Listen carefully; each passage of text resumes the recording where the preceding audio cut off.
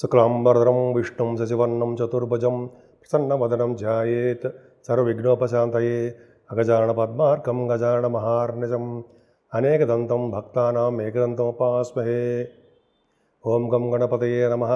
ఓం శ్రీమాత్రే నమః. ఓం శ్రీ గురుభ్యో నమః. మనం ఇప్పుడు సూర్యభగవానుడు రవిగ్రహం యొక్క ప్రభావం గురించి చెప్పుకుందాము.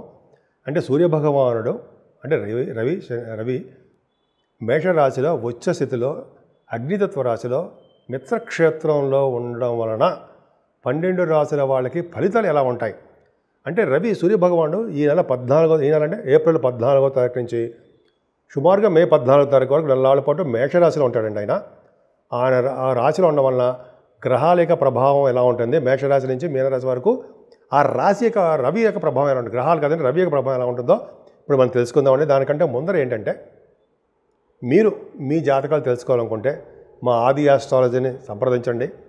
మీ date of birth, time of birth, place of birth ఇవన్నీ ఉంటే చాలా మంచి ఫలితాలు వస్తాయండి. మా ఆది ఆస్ట్రాలజీ నుంచి కూడా మంచి మంచి ముహూర్తాలు పెట్టడము, అలాగే కంప్లీట్ స్టడీ ఆఫ్ హారోస్కోప్ మొత్తం హారోస్కోప్ స్టడీ చేయడము.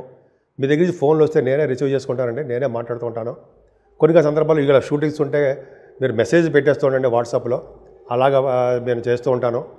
అలాగే ముహూర్తాలు పెట్టడము, అంతేకాకుండా మనం గొడుగు ముహూర్తాలని, పెళ్లి ముహూర్తాలని రకరకాల మంచి మంచి ముహూర్తాలు ఉంటాయి కదండి, అవన్నీ నేను పెడుతుంటాను. వివాహాది వేడుకలు కూడా ముహూర్తాలు పెడుతూ ఉంటాను నేను. ఈ ఆల్రెడీ స్టార్ట్ అయింది, అలా చేస్తూ ఉంటాము. కాబట్టి మీకు నచ్చితే మీరు షేర్ చేయండి, లైక్ చేయండి, అలాగే మీ స్నేహితులకి వాళ్ళకి మీరు సెండ్ చేయండి. అంతే తప్ప చేసి బెల్ ఐకాన్ ప్రెస్ చేయడం మాత్రం మర్చిపోకండి. ఇలా మీరు చేయడం వల్ల మరింత చాలామంది కూడా నేను చెప్పే ఫలితాలు తెలుస్తాయి, వాళ్ళకి కూడా తెలుసుకోవడానికి అవకాశం ఉంటుంది. కాబట్టి మీకు నేను చెప్పినవి నా వీడియోస్ నచ్చితే తప్పకుండా లైక్ చేయండి, షేర్ చేయండి. వృశ్చిక రాశి అండి. వృశ్చిక రాశి వారికి మన రవి వలన రవి సూర్యభగవానుడు ఇచ్చే ఫలితాలు ఎలా ఉంటాయి. సూర్యభగవానుడు మేషరాశిలో ఉండడం వలన అద్భుతం అండి. పైగా రవి ఎగ్జాల్టేషన్లో ఉండడం వలన ఏం ఫలితాలు ఇస్తాడో ఇప్పుడు తెలుసుకుందామండి. సరే, రవి షష్టమ స్థానంలో ఉండడం వలన శత్రుక్షయ, పౌత్రదర్శన, మతివాన్ బలవాన్ హరిమర్దన అని శాస్త్రం చెప్తోంది. అంటే 6 రవి ఉంటే శత్రు నాశనము చేసేవాడుగాను, మనవలను చూసేవాడుగాను, మనవలను ముని మనవలను కూడా చూసేవాడుగాను, బుద్ధి బలము కలవాడుగాను, శత్రువులను జయించేవాడుగాను, శత్రుక్షయమయ్యేవాడుగాను ఉంటాడట. 6వ భావంలో రవి అంటే అన్ని రంగాల్లోనూ ముందంజలో ఉంటాడు అని అర్థమైపోతుంది. అలాగే ఫైన్స్ కట్టడం, 6వ భావంలో రవి ఉంటే ఫైన్స్ అంటే రాజదండన అంటారు సరే, రాజదండ నిమిత్తము, మిత్ర కార్య నిమిత్తము కూడాను ధన వ్యయం చేసేవాడుగా ఉంటాడు. అంటే ఏంటంటే తన ఫ్రెండ్స్ వలన ధనం కట్టేవాడుగాను, తనకు తాను తప్పిదం చేయడం వలన ఫైన్స్ కట్టేవాడుగా ఉంటాడట.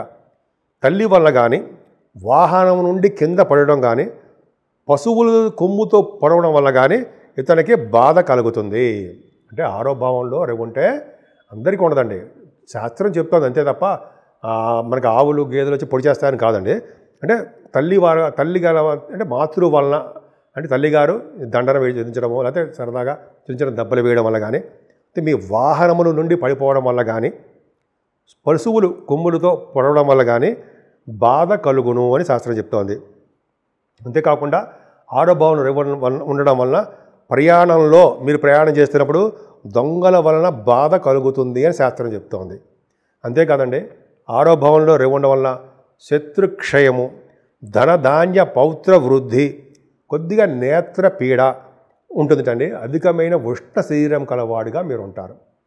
అంతేకాదండి 6వ భావంలో రవి ఉండడం వలన మేనమాములు, మీ మేనమామ ఉన్నారు కదా మామయ్యలు, వాళ్ళకి చాలా బాగుంటుందండి. వాళ్ళ యొక్క సహాయ సహకారాలు మీకు ఎప్పుడు అందుతూనే ఉంటాయి. వాళ్ళ ప్రేమ అభిమానాలు నిండుగా మీ మీద ఎప్పుడు ఉంటాయి. మా మేనల్లుడు అని సరే అదే పక్కకు పెడితే, ఇంకో చెప్పాలంటే శత్రువుల వల్ల ఇంత చెప్పినట్టుగా శత్రువుల వల్ల భయం కానీ, రోగాల వల్ల భయం కానీ అవేమి ఉండవండి. చక్కగా ఉంటుంది. కోర్టు సంబంధించిన వ్యవహారాలు, లా రిలేటెడ్ సంబంధించిన విషయాల్లో మీరు విజయం సాధించడానికి అవకాశం ఎక్కువ ఉంది. అండ్ 10th హౌస్ లార్డ్ కూడా అయ్యాడు ఆయన. అంటే మీరు చేస్తున్నటువంటి ఉద్యోగం ద్వారా ధన సంపాదన ఉంటుంది, శత్రువుల ద్వారా ధన సంపాదన ఉంటుంది. ఈ కాంపిటీషన్ ఎగ్జామ్స్లో ఏమైనా రాస్తూ ఉంటారు, వాటిలో విజయం సాధిస్తారు, విదేశాలకు వెళ్తారు, గవర్నమెంట్ ప్రొఫెషన్ ఉండడానికి అవకాశాలు ఎక్కువ. 6 భావంలో రవి ఉండడం వల్ల రాజకీయ రంగంలో ప్రవేశము, రాజకీయ రంగంలో అభివృద్ధి, రాజకీయంగా పదవులు లభించడము, ఇవన్నీ ఉండడానికి అవకాశాలు వాళ్ళ జాతకాల రీత్యా ఆధారపడి ఉంది. అందుకే రవి 6 భావం ఉండడం వల్ల చాలా మంచి విశేషమైన ప్రభావం ఉంటుందండి.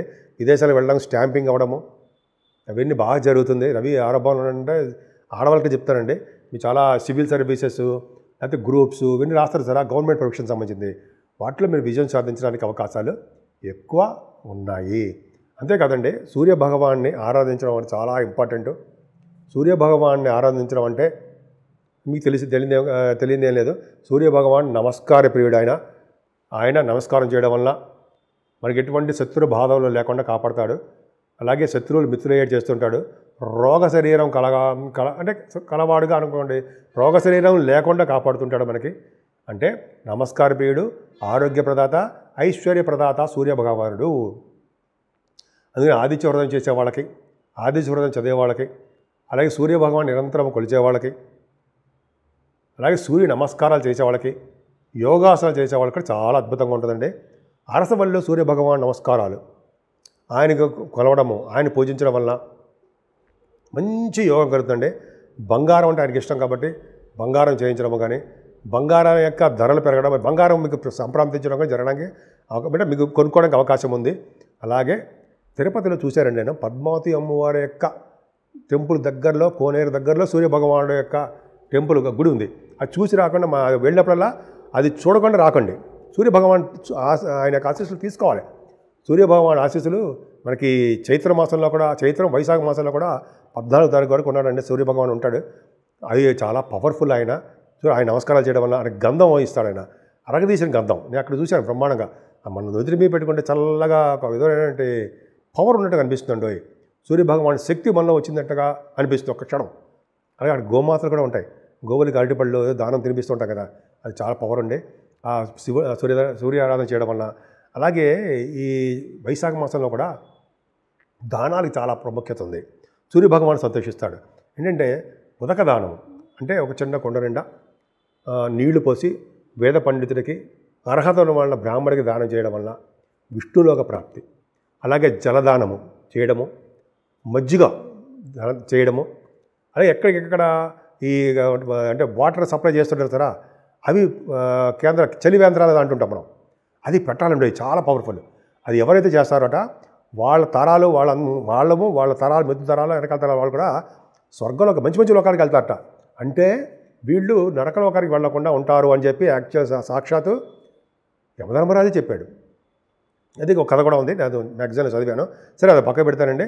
అదొకటి. అంతే వస్త్రదానము, అన్నదానము ఇవన్నీ చేయడము చాలా చాలా ఇంపార్టెంట్. స్వామికి గోధుమలు దానం చేయడం వల్ల ఎటువంటి ప్రాబ్లమ్స్ అన్నా అవన్నీ కూడా బయటపడిపోవడానికి అవకాశం ఉంది. ముఖ్యంగా 10th హౌస్ లార్డ్ అయ్యాడు కాబట్టి సూర్యభగవానుడు మీ ఉద్యోగంలో ఎటువంటి ప్రాబ్లమ్స్ లేకుండా, సాఫ్ట్వేర్లో కానీ, ఇక్కడ గవర్నమెంట్ ప్రొఫెషన్లో కానీ, ఎక్కడున్నా సరే, అంటే ప్రైవేట్ ఆర్గనైజేషన్లో కానీ మీకు ఉద్యోగ భద్రత ఉంటుంది. ఉద్యోగాల్లో ప్రమోషన్స్ కూడా రావడానికి అవకాశం ఉంది. 10th హౌస్ లార్డు రవి అయ్యాడు కాబట్టి రాజకీయ నాయకులు కూడా ఉన్నతంగా గౌరవింపడతారు. ఉన్నతమైన పదవులు రావడానికి అవకాశము సూర్యభగవాన్ వల్ల, ఆయన ఆరాధించడం వల్ల వచ్చి తీరుతుంది. ఈ విధంగా సూర్యభగవాన్ని కొలవండి, ఆయన యొక్క ఆశీస్సులు మీరు పొందండి. 12 రాశుల వారికి చెప్పుకోదగ్గ రెమెడీస్ ఉంటాయి కదండి, ఏం చేస్తే బాగుంటుంది మనం. ఎందుకంటే ఇప్పుడంతా కూడా కాలసర్ప దోషంలో ఉన్న ప్లానెటరీ పొజిషన్ అంతా కూడా, సూర్యభగవాన్ కూడా కాలసర్ప దోషంలో ఓడిపోయాడు. ఆయన రాహుకేతుల మధ్యలో బంధింపబడ్డాడు సూర్యభగవానుడు కూడా ఉన్నాడు. ప్లస్ కుజుడు కూడా నీచత్వంలో ఉన్నాడు. అంటే ఒక విధంగా పాములు, సర్పాలతో సంబంధించిన వ్యవహారాలు ఉన్నాయి. అంటే ఏంటి, రాహుకేతుల మధ్యలో ప్లానెట్స్ ఉండడము, కుజుడు కూడా నీచత్వం పొందడం వలన సర్పదోషం ఏర్పడిపోయింది. దానివల్ల ప్రజల్లో ఆందోళనలు, ప్రజల్లో ప్రజల మధ్య రాజకీయాల మధ్య చిన్న చిన్న విభేదాలు, చిన్న చిన్న గొడవలు, చిన్న చిన్న ఏమైనా వస్తాయి. అందుకనే సర్పదోషం ఏర్పడిపోయింది. అందుకనే చాలామంది అవకాశం ఉంటే శ్రీకాళహస్తి వెళ్ళండి. కాళహస్తిలో సూర్యభగవాన్ కాదండి, కాళహస్తిలో రాహుకేతులు పూజ చేయించుకోండి. అలాగే నాగప్రతిష్ఠ కొంతమంది చేసుకుంటే మంచిది. చాలామంది కూడా నాగప్రతిష్ఠ చేసుకుంటూ ఉంటారు. శని వల్ల రాహుకేతులలో వచ్చే సర్పదోషం పరిహారం అయిపోతూ ఉంటుంది. అంతేకాదండి 12 రాసుల వాళ్ళకి ఇప్పుడు అంతా మన సూర్య భగవాన్ గురించి చెప్పుకుంటున్నాం కాబట్టి 12 రాసుల వాళ్ళు కూడా చేయదగ్గ సూచన ఏంటంటే సూర్య భగవాన్ని ఆరాధించడమే. పొద్దున తెల్లవారుజామున లేవడము, స్నానం అయిపోయిన తర్వాత సూర్య భగవానికి అర్ఘ్యం ఇవ్వడం చాలా ఇష్టం. అర్ఘ్యం అంటే ఏంటి? దోశల నిండా నీళ్లు తీసుకుని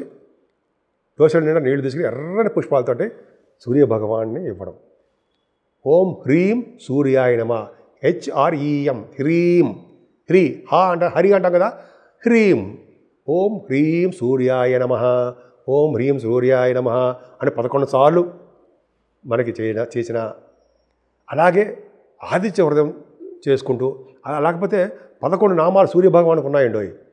ఓం ఆదిత్యాయ నమః, ఓం సవిత్రే నమః, ఓం ఖగాయ నమః, ఓం పూష్ణే నమః. మీకు తెలుసు కదా, అవి ఆ మంత్రాలు ఆ నామాలతోటి అర్ఘ్యం సమర్పించడం వలన, అలాగే గాయత్రి మంత్రంతో 3 సార్లు కానీ 11 సార్లు కానీ ఎర్రని పుష్పాలతో స్వామివారికి అర్ఘ్యం సమర్పించడం వలన అద్భుతమైన పుణ్యఫలం కలుగుతుందండి. చాలా అద్భుతంగా ఉంటుంది. అంటే ఆ సంవత్సరం మొత్తం కూడా మనకి ఇటువంటి దోషాలు లేకుండా సూర్యభగవాను కాపాడుతాడు. అనారోగ్య సమస్యల నుంచి సూర్యభగవాను కాపాడుతాడు. కోర్టు కేసుల నుంచి కూడా సూర్యభగవానుడు మనకి మంచి ఫలితాలు ఇవ్వడానికి అవకాశం ఎక్కువ ఉంది.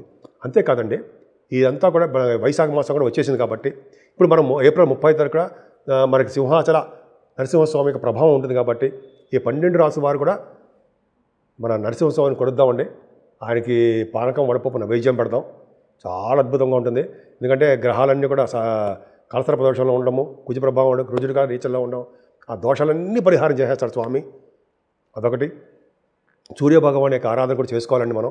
పైగా ఇప్పుడు ఏంటంటే మనకి ఎంత వైశాఖ మాసం వస్తుంది కాబట్టి దానాలు కూడా ఇందాక చెప్పాను ఆల్రెడీ.